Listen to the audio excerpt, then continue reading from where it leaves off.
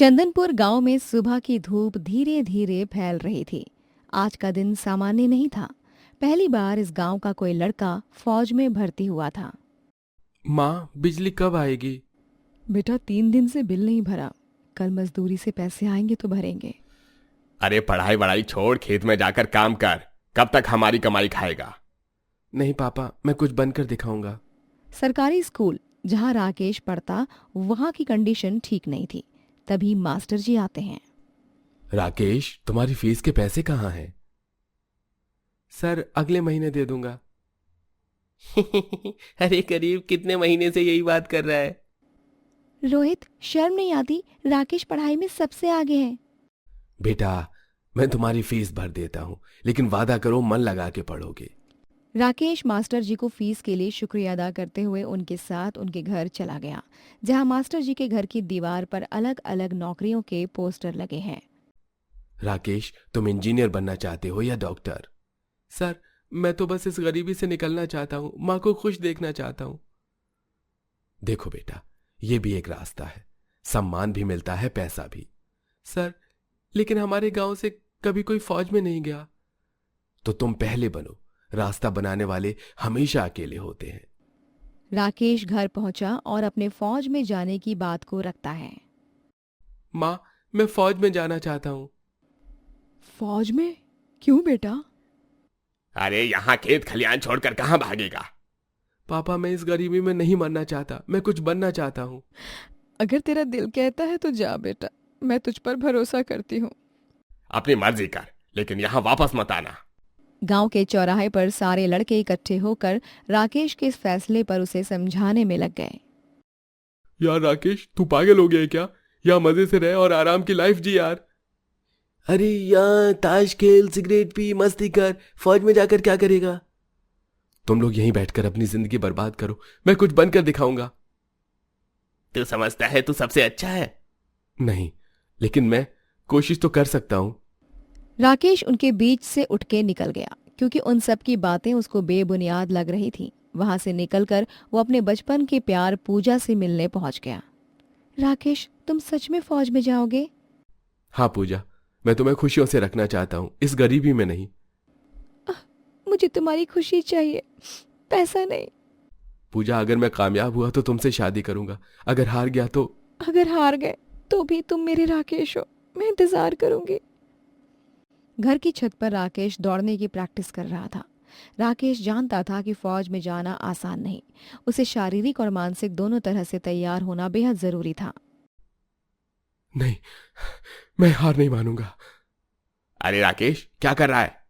चाचा जी, फौज की तैयारी कर रहा हूं। वाह बेटा, मेरा भाई भी फौज में था, कारगिल में शहीद हुआ था। सच में? आपने पहले क्यों नहीं बताया? कभी मौका नहीं मिला, लेकिन तू अच्छा कर रहा है। मुझे तुझ पर भरोसा और गर्व दोनों है मेरे बेटे। आखिरकार वो दिन भी आ गया जब राकेश अपनी पहली परीक्षा देने जिला मुख्यालय पहुंच गया, जहां हॉल पूरा भीड़ से भरा था। सभी अभ्यर्थी ध्यान दें, यह सिर्फ परीक्षा नहीं, आपकी जिंदगी का इम्तिहान है। भगवान, मेरी मदद करना। यार तू भी यहां, तेरे जैसा गरीब भी फौज में जाने का सपना देखता है।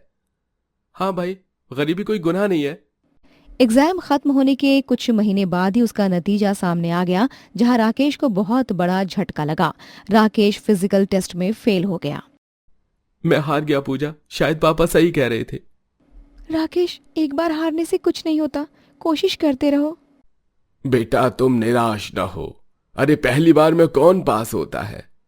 पूजा और मास्टर जी से बात करने के बाद वो अपने घर की तरफ जाने के लिए उदास मन से निकल गया। जहां गांव के लड़के उसे ताने मार रहे थे, वो भारी मन से अपने घर पहुंचा। बेटा, उदास क्यों है बेटा? माँ, मैं फेल हो गया, शायद मैं काबिल नहीं हूँ। अरे पगले, मैंने तुझे 9 महीने पेट में रखा है, मैं जानती हूँ तू कितना ताकतवर है। लेकिन माँ, लोग ताने मारते हैं। लोग तो उसे ही ताने मारते हैं बेटा, जो कुछ करने की कोशिश करता है। जो कुछ नहीं करता है ना, उसकी तो कोई बात ही नहीं करता। माँ के शब्दों ने राकेश को नई ताकत दी। वो पहले से भी ज्यादा अब कड़ी मेहनत करने लगा। वाह बेटा, यही तो जुनून चाहिए। चाचा जी, इस बार मैं जरूर निकलूंगा। बेटा, मैं तुझे अपने भाई का लॉकेट देता हूं, ये तेरे काम आएगा। राकेश की ये दूसरी परीक्षा थी, वही परीक्षा केंद्र, लेकिन इस बार राकेश पूरी तरह से तैयार है। राकेश कुमार, तुम दोबारा आए हो? जी सर, इस बार मैं पूरी तैयारी के साथ आया हूँ। अच्छी बात है, दिखाओ क्या है दम तुम में। इस बार राकेश ने सभी टेस्ट पास किए, उसकी मेहनत रंग लाई। राकेश का नाम लिस्ट में आ गया था। वो खुशी से उछलता हुआ अपनी माँ को तुरंत कॉल करता है। माँ, मैं सिलेक्ट हो गया, मैं फौजी बन गया।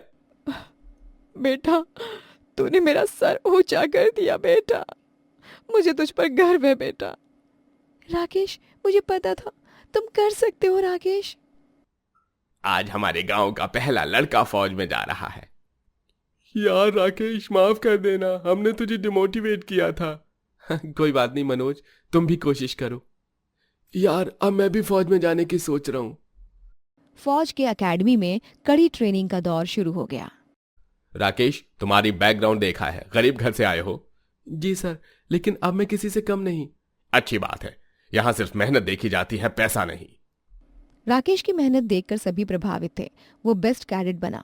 राकेश ने अपनी पहली सैलरी घर पर भेजी। प्रिया माँ, ये मेरी पहली सैलरी है, अब आपको किसी की मजदूरी नहीं करनी पड़ेगी। मेरा बेटा कितना बड़ा हो गया है। राकेश को कहना मैंने गलत कहा था, मुझे माफ कर दे। राकेश की सफलता देखकर गांव के और भी लड़कों में जुनून जागा। यार अब मैं भी तैयारी कर रहा हूँ, मुझे भी राकेश जैसा बनना है। अब तो हर साल हमारे गांव से कोई ना कोई फौज में जाएगा। राकेश छुट्टी लेकर यूनिफॉर्म में पूजा से मिलने जाता है और उससे शादी की बात करता है। पूजा मुस्कुराकर हाँ बोल देती है और घर वाले भी इस रिश्ते से खुश नजर आ रहे हैं। राकेश अपने घर से निकलकर अपने गांव के लोगों और बच्चों से मिलकर उनको आगे बढ़ने में मदद करता है। और इस तरह चंदनपुर गांव के गरीब लड़के राकेश ने सबको दिखाया कि हालात आपको नहीं, आप अपने हालात को बनाते हैं। आज उस गांव से हर साल फौज में लड़के जाते हैं। राकेश सिर्फ एक सैनिक नहीं, एक प्रेरणा बन गया। प्रिया घर के कोने में दुबकी हुई आंसू पोंछते हुए कह रही है, माँ, मैं स्कूल जाना चाहती हूँ माँ। पढ़ाई वढ़ाई सब बकवास है, अरे लड़कियों को सिर्फ घर संभालना आना चाहिए। मुझे माफ कर दे बेटी, घर के हालात ऐसे नहीं कि हम तुझे और ज्यादा आगे पढ़ा सकें। ऊपर से तेरे पापा की ये पीने की लत ने तो हमें कंगाल करके रख दिया है। हमारे पास तो स्कूल में फीस भरने तक के पैसे नहीं है। प्रिया अपनी माँ की बातों को सुन के बिना कुछ बोले अपने दुख को समेटते हुए स्कूल पहुंचती है, जहां उसको गुरुजी मिलते हैं। प्रिया, तुम क्लास में सबसे तेज हो, तुम अपनी स्टडी बीच में क्यों छोड़ रही हो? गुरुजी, घर के हालात, मजबूरी है। स्कूल के गेट से बाहर निकलती हुई प्रिया देखती है कि उसके दोस्त अंदर पढ़ रहे हैं। काश मैं भी इनके साथ बैठ के पढ़ पाती, लेकिन मैं हार नहीं मानूंगी। प्रिया के घर में आर्थिक तंगी का माहौल है। खाली बर्तन, शराब की बोतलें और कोने में बैठी प्रिया अपनी किस्मत को कोसने में लगी है। क्यों भगवान, क्यों मेरे साथ ही ऐसा हुआ है? लेकिन जिंदगी के इस सबसे अंधेरे मोड़ पर प्रिया को मिला एक नया रास्ता, और वो था ऑनलाइन स्टडी का। रात में प्रिया अपने पुराने फोन से यूट्यूब पर पढ़ाई करती है। वाह, ये सर तो बहुत अच्छा पढ़ाते हैं। ऑनलाइन स्टडी ने तो मानो प्रिया की जिंदगी ही बदल दी। जब सब सोते तो वो अपने फोन की छोटी सी रोशनी में अपने बड़े सपनों को जिंदा रखती। रात के वक्त प्रिया फोन की रोशनी में पढ़ाई भी कर रही है और नोट्स भी बना रही है। अगर कॉलेज नहीं जा सकती तो कॉलेज को मैं यहाँ ले आऊंगी। फिजिक्स, केमिस्ट्री, मैथ सब कुछ सीखूंगी। वो ऑनलाइन सर सही कहते थे, नॉलेज की कोई बाउंड्रीज नहीं होती। 2 साल तक प्रिया ने रात की नींद हराम की। जब गांव सोता था तो प्रिया जागती और सीखती रहती। कुछ समय बाद प्रिया अपने गांव के बच्चों से मिलने जाती है। वहां वो देखती है कि बच्चे खेल रहे हैं। और छोटू बेटा, पढ़ाई कैसी चल रही है तुम्हारी? दीदी, हमारे गांव में तो कोई स्कूल है ही नहीं। पढ़ने का बहुत मन है मगर किताबें ही नहीं है। छोटू, तुम्हारी बात सुनकर मुझे अपना बचपन याद आ गया। बस अब और बच्चों के साथ वैसा नहीं होगा जैसे मेरे साथ हुआ। मैं अपने दम पर एक लाइब्रेरी खोलूंगी। प्रिया अपने छोटे से कमरे को लाइब्रेरी में कन्वर्ट करती है। प्रिया, लोग क्या कहेंगे, तेरे पास तो कोई डिग्री भी नहीं है। माँ, डिग्री कागज पर होती है, नॉलेज दिमाग में होती है, और मैंने 2 साल में बहुत कुछ सीखा है। बेटी, मैंने तुझे बहुत तकलीफ दी है। अब तू जो भी करना चाहती है मैं सपोर्ट करूंगा। पापा, बस आपका साथ ही काफी है। प्रिया ने अपनी ऑनलाइन लर्निंग के कॉन्टैक्ट्स का फायदा उठाया। उसने सोशल मीडिया पर भी पोस्ट बना के बुक डोनेट करने के लिए अपील की। कुछ दिनों बाद किताबों के ढेर सारे पैकेजेस आने लगे। अरे प्रिया जी, आपके लिए बहुत सारे पार्सल्स आए हैं। वाह, इतनी सारी किताबें! अब तो सच में लाइब्रेरी बन जाएगी। प्रिया किताबों को कैटेगरी वाइज अरेंज करती है, हैंडमेड पोस्टर्स लगाती है। साइंस यहाँ, मैथ्स यहाँ, स्टोरीज यहाँ, बिल्कुल प्रोफेशनल लाइब्रेरी की तरह। वाह बेटी, तूने डिग्री के बिना भी इतना सिस्टमैटिकली काम किया है। माँ, डिग्री सिर्फ एक सर्टिफिकेट है, असली टीचर तो पैशन और नॉलेज से बनता है। प्रिया का जुनून एक तरफ और दूसरी तरफ गांव वालों की बातें। पहला दिन था, गांव के लोग संदेह से देख रहे थे और बातें कर रहे थे। अरे यो लड़की लाइब्रेरी खोल रही है, इसके पास कोई डिग्री भी है? अरे पहले तो खुद स्कूल छोड़ी बैठी है, अब बच्चों को पढ़ाएगी। लोग कुछ भी कहे, मैं अपना काम करती रहूंगी। प्रिया हार नहीं मानती है और काम शुरू कर देती है। पहले दिन सिर्फ 2-3 बच्चे झिझकते हुए आते हैं। दीदी, हम पढ़े लिखे नहीं हैं, क्या हम भी आ सकते हैं? बेटा, लाइब्रेरी उन्हीं के लिए है जो पढ़ना चाहते हैं। आओ, मैं तुम्हें स्टोरी सुनाती हूँ। पहले हफ्ते सिर्फ 5 बच्चे आए, लेकिन प्रिया का कॉन्फिडेंस हिला नहीं। उसे अपनी काबिलियत पर पूरा भरोसा था। देखो बच्चों, साइंस सिर्फ बुक में नहीं, हमारे अराउंड में है। ये पंखा कैसे चलता है, ये बल्ब कैसे जलता है। वाह दीदी, आप तो बहुत अच्छा पढ़ाती हैं। दीदी, आपने कहाँ से सीखा? इंटरनेट से, बुक से, और सबसे ज्यादा मालूम है, अपनी चाहत, अपनी क्यूरियोसिटी से। 3 महीने में ही प्रिया की लाइब्रेरी गांव की सबसे पॉपुलर जगह बन गई। बच्चे सिर्फ किताबें ही नहीं पढ़ते थे, बल्कि प्रिया से प्रैक्टिकल नॉलेज भी सीखते थे। प्रिया, ये कमाल है, मेरे स्टूडेंट्स के मार्क्स भी बढ़ गए हैं। तुमने इन्हें कैसे इतना मोटिवेट कर दिया? गुरुजी, जब आप बच्चों को समझाते हैं कि नॉलेज कितनी पावरफुल है, तो वो खुद ही एक्साइटेड हो जाते हैं। प्रिया ने अपनी डिजिटल लर्निंग जर्नी को आगे बढ़ाते हुए अब गांव के बच्चों के लिए ऑनलाइन कंटेंट भी बनाना शुरू किया। गांव के वो लोग जो कभी उसके विरोध में थे, आज वही उसके गुणगान करते नहीं थकते। प्रिया बेटी, तुमने साबित कर दिया कि नॉलेज कोई सर्टिफिकेट नहीं मांगती। तुमने हमारे गांव का भविष्य बदल दिया। 1 साल बाद प्रिया का सपना रियलिटी बन चुका था। बिना डिग्री के, सिर्फ अपनी सेल्फ टॉट नॉलेज से वो एक पूरे गांव की जिंदगी बदल चुकी थी। दीदी, अब मैं भी इंजीनियर बनूंगा। मैं डॉक्टर बनकर गांव वालों की हेल्प करूंगा। मैं टीचर बनूंगी, बिल्कुल आप जैसी। ये मंजर देखकर आज प्रिया भावुक थी। प्रिया की आंखों में आंसू थे, लेकिन खुशी के। माँ, लगता है जो मैंने खोया था ना, उससे कहीं ज्यादा मैंने अब पा लिया है। बेटी, तूने तो पूरे गांव को स्कूल बना दिया। आज प्रिया की लाइब्रेरी में 100 से ज्यादा बच्चे आते हैं। उसने ऑनलाइन एजुकेशन भी शुरू कर दी। आज प्रिया और वो सारे बच्चे बेहद खुश नजर आ रहे हैं। सभी साथ मिलकर हंस रहे हैं। प्रिया की कहानी हमें सिखाती है, शिक्षा सिर्फ स्कूल में नहीं, दिल की लगन में होती है। और जब आप दूसरों के सपनों को पूरा करने में मदद करते हैं, तो आपके अपने सपने भी पूरे हो ही जाते हैं। क्या आपने कभी सोचा है कि सफलता की असली परिभाषा क्या है? BMW गाड़ी या माँ का हाथ का खाना, AC फ्लैट या खुले आसमान तले सोना? आज की कहानी एक ऐसे ही लड़के की है। अर्जुन बेटा, देखिए धान के पौधे कितने प्यार से लहला रहे हैं। ये मिट्टी नहीं, सोना है सोना। आज तुम भी थोड़ा मेरा हाथ बटा। बाबूजी, आप भी ना। आज के जमाने में कौन खेती करता है? मेरे दोस्त विकास ने कहा है कि शहर में आराम से 50,000 की नौकरी मिल जाएगी। बेटा, शहर में अकेले कैसे रहेगा? तेरे खाने पीने का कौन ध्यान रखेगा? माँ, वो सिटी है, वहां हर जगह लाइट ही लाइट है, और खाने के लिए 100 से अधिक होटल्स कहीं भी खा लूंगा। इस गांव में तो ना कोई मॉल है, ना कोई सिनेमा, बस दिन भर खेत खलियान। ठीक है बेटा, तुझे जैसा लगे सही है, मैं नहीं रोकूंगी तुझे। अर्जुन ने अपना सामान बांधा और शहर की ओर निकल पड़ा। पूजा की आंखों में आंसू थे। अर्जुन, मुझे डर लग रहा है। क्या तुम हमें भूल तो नहीं जाओगे ना? पागल, भला अपने लोगों को कैसे कोई भूल सकता है? जल्दी तो मैं भी ले जाऊंगा। यार अर्जुन, वेलकम टू मुंबई। यहाँ है असली जिंदगी, हॉल मॉल और यहाँ की नाइट लाइफ और भी बहुत कुछ। बस पैसा फेंक, तमाशा देख यहाँ का। लेकिन शहर की असलियत कुछ और ही थी। यार विकास, ये कमरा तो बहुत छोटा है और किराया इतना ज्यादा। अरे यार, यहाँ की जिंदगी ही ऐसी है, लेकिन सब कुछ स्टाइल में मेरी जान। यही है सिटी की रंगीन लाइफ, देखना।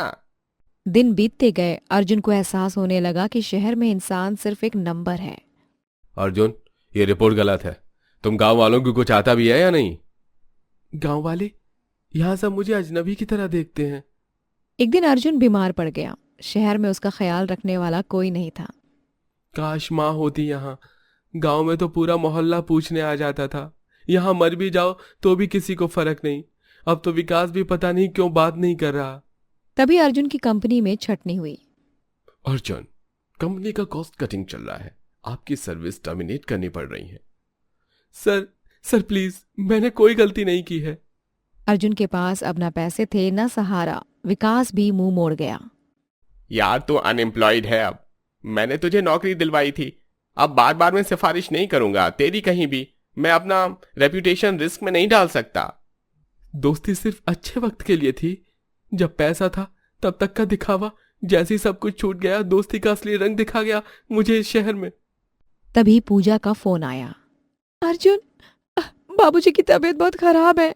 वो तुम्हारा नाम लेकर रो रहे हैं। क्या? मैं अभी आ रहा हूं। और हाँ अर्जुन, इस साल बारिश न होने से ना फसल खराब हो गई है। गांव वाले बहुत परेशान हैं। अर्जुन को लगा जैसे उसकी जड़ें हिल गई हों। जब अर्जुन गांव पहुंचा तो वहां का नजारा देखकर उसका दिल भर आया। अरे अर्जुन बेटा, आ गया तू। तेरे बाबूजी तुझे याद कितना करते थे। अर्जुन बेटा, तू आ गया। अरे मैंने तेरे लिए तेरे खेत को संभाल कर रखा है। बाबूजी, मैं कितना गलत था।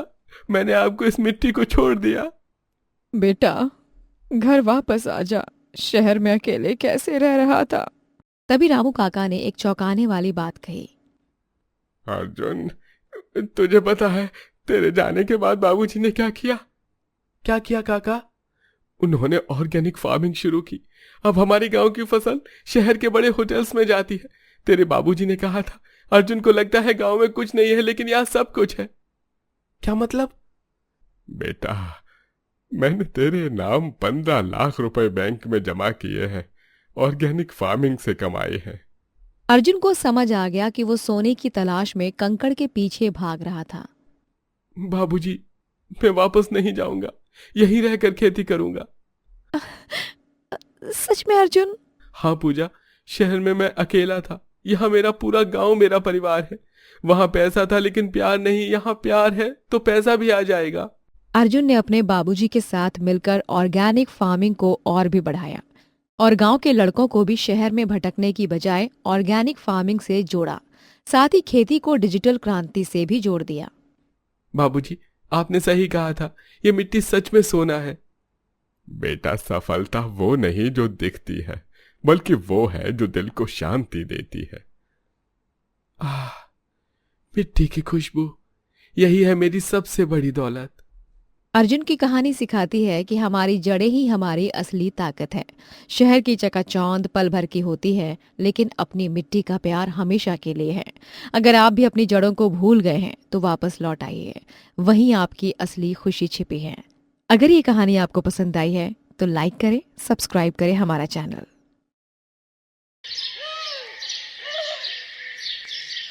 रामगढ़ गांव में डॉक्टर अशोक शर्मा का बहुत सम्मान था। 20 सालों से वो गांव वालों की सेवा कर रहे थे, लेकिन आज कुछ अलग था। आज उनके चेहरे पर परेशानी की लकीरें थीं। ये कैसे हो सकता है? इतने सालों बाद सच्चाई सामने आएगी तो? पापा, आप ठीक तो है ना? सुबह से बहुत परेशान लग रहे हैं। आप जानते हैं ना कि आप मेरे हीरो हैं। आपकी कोई भी परेशानी मेरी परेशानी है। बेटा, पापा को बस थोड़ा सा काम का तनाव है। तुम अपनी पढ़ाई पर ध्यान दो। उसी शाम रामू और सुनीता डॉक्टर के पास आए। रामू की तबीयत कुछ दिनों से खराब चल रही थी।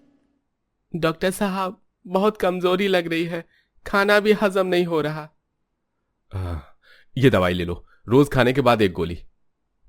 लेकिन डॉक्टर जी, आपने जांच भी नहीं की। पहले तो आप बहुत ध्यान से देखते थे।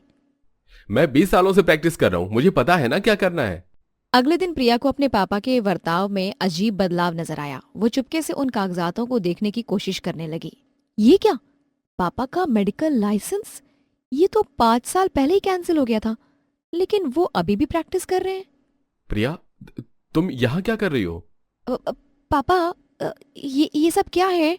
आपका लाइसेंस कैंसिल क्यों है? मैं आपकी बेटी हूँ, मुझसे झूठ मत बोलिए।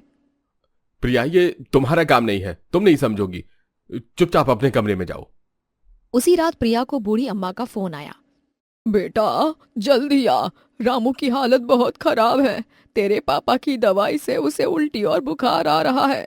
हाय प्रिया, तेरे पापा ने जो दवाई दी है उससे रामू और भी बीमार हो गया है। अरे नहीं, ये तो गलत दवाई है। शुगर के मरीज को डायबिटीज की दवाई की जगह ब्लड प्रेशर की दवाई दी गई है। प्रिया को एहसास हुआ कि उसके पापा अब सही तरीके से इलाज नहीं कर पा रहे हैं, लेकिन असली सच्चाई इससे भी ज्यादा चौंकाने वाली थी। ओह माय गॉड, पापा का लाइसेंस नकली दवाइयां बेचने के चलते कैंसिल हुआ था और पिछले 5 सालों से वो बिना लाइसेंस के प्रैक्टिस भी कर रहे हैं। अगली सुबह प्रिया ने अपने पापा से सीधी बात करने का फैसला किया। पापा, अब सच बताइए, मैं आपकी बेटी हूँ। आपने मुझे सिखाया है कि सच्चाई से बड़ा कोई रिश्ता नहीं होता। बेटी, मैंने एक कंपनी से नकली दवाइयां खरीदी थी क्योंकि वो सस्ती थी। मुझे पता नहीं था कि वो नकली है। जब पता चला तो लाइसेंस चला गया। मैं तुमसे बहुत शर्मिंदा हूं। पापा, आप मेरे हीरो हैं और हमेशा रहेंगे, लेकिन आप अभी भी प्रैक्टिस क्यों कर रहे हैं? गांव में कोई और डॉक्टर नहीं है बेटी, लोग मर जाएंगे। मैं चाहकर भी नहीं छोड़ सकता। मुझसे अपने गांव को तकलीफ में नहीं देखा जाता। डॉक्टर अशोक शर्मा, आपके खिलाफ शिकायत आई है। आप बिना लाइसेंस के प्रैक्टिस करने के जुर्म में आपको गिरफ्तार किया जाता है। नहीं, आप मेरे पापा को नहीं ले जा सकते। अरे, ये क्या हो रहा है? डॉक्टर साहब को क्यों पकड़ रहे हो? इंस्पेक्टर साहब, डॉक्टर जी ने हमारी जान बचाई है। मेरे बेटे को कोई नहीं ले जाएगा। 20 साल से ये हमारी सेवा कर रहा है। अरे भाई इंस्पेक्टर साहब, आप नहीं जानते, डॉक्टर साहब ने मेरी माँ की जान बचाई थी। अरे, बच्चे को इन्होंने मुफ्त में इलाज किया था। कानून सबके लिए एक समान है। बिना लाइसेंस प्रैक्टिस करना अपराध है। इंस्पेक्टर साहब, 1 मिनट, मैं इस केस की पूरी सच्चाई जानती हूँ। पूरा गांव एक साथ खड़ा था। बच्चे, बूढ़े, जवान, सभी अपने डॉक्टर के लिए लड़ने को तैयार थे। इंस्पेक्टर साहब, मेरे पापा को धोखा हुआ था। उन्होंने जानबूझकर कुछ गलत नहीं किया। और देखिए, इस गांव को यहाँ 50 किलोमीटर तक ना कोई दूसरा डॉक्टर भी नहीं मिलता है। साहब, मैंने गलती की है, लेकिन इन लोगों की मदद करने के अलावा मेरे पास कोई रास्ता नहीं था। लेकिन कानून तो कानून है। इंस्पेक्टर साहब, मैं मेडिकल की अंतिम साल की छात्रा हूँ। मैं अपने पापा के साथ मिलकर काम करूंगी। मैं जल्दी लाइसेंस के लिए अप्लाई करूंगी। सारी जिम्मेदारी मेरी होगी। हाँ इंस्पेक्टर साहब, प्रिया बेटी सही कह रही है। साहब, आज तक डॉक्टर बाबू ने हमसे मनमानी फीस नहीं ली। रात के 2 बजे भी बुलाने पर आ जाते हैं। बेटा इंस्पेक्टर, अगर तू इसे ले गया तो हम मर जाएंगे। हम सबका बहुत बुरा होगा। ये हमारे लिए भगवान है। ठीक है, मैं डॉक्टर साहब को एक मौका देता हूँ, लेकिन प्रिया, तुम्हें तुरंत टेम्परेरी लाइसेंस के लिए अप्लाई करना होगा। पापा, हम साथ में इस गांव की सेवा करेंगे। आप अकेले नहीं है पापा। मुझे माफ करना। मैं डर गया था कि सच बताने से तुम सब मुझसे नफरत करोगे, लेकिन तुम लोगों ने मुझे सिखाया कि रिश्ते विश्वास पर टिके होते हैं, झूठ पर नहीं। उस दिन पूरे गांव ने एक साथ खड़े होकर साबित कर दिया कि सच्ची सेवा कभी व्यर्थ नहीं जाती। डॉक्टर अशोक और प्रिया ने मिलकर गांव की सेवा जारी रखी। प्रिया ने जल्द ही अपना लाइसेंस प्राप्त किया और पिता पुत्री की ये जोड़ी गांव की सबसे बड़ी ताकत बन गई। दिल्ली के एक कोने में बसे छोटे से ढाबे की ये कहानी है। यहाँ रोज एक बुजुर्ग व्यक्ति आता था जिसका नाम था राम किशन जी। 70 साल के इस रिटायर्ड टीचर की आंखों में एक अजीब सा दुख था। नमस्ते काका जी, आज क्या खाएंगे? बेटा राजू, वही 1 प्लेट दाल चावल और 2 रोटी। राजू सिर्फ एक वेटर नहीं था, वो राम किशन जी की हर छोटी जरूरत का ख्याल रखता था। चाय में चीनी कम, खाने में नमक कम, सब कुछ उनकी सेहत के अनुसार। काका जी, आज घर से खाना नहीं आया, आपको रोज यहाँ आना पड़ता है। बेटा, घर में खाना तो है लेकिन प्यार नहीं है। यहाँ तुम्हारे पास आकर लगता है कि कोई है जो मेरा इंतजार करता है। दरअसल रामकिशन जी का एक बेटा था, विकास, एक सफल बिजनेसमैन, लेकिन अपने पिता के लिए उसके पास न समय था न सम्मान। पापा मैं बिजी हूँ, मुझे बार बार कॉल करके परेशान मत किया करिए। पापा जी की तो आदत ही हो गई है, बिना परेशान किए इनका मन भरता ही नहीं है। बेटा, मैंने सिर्फ दवाई के पैसे मांगे थे।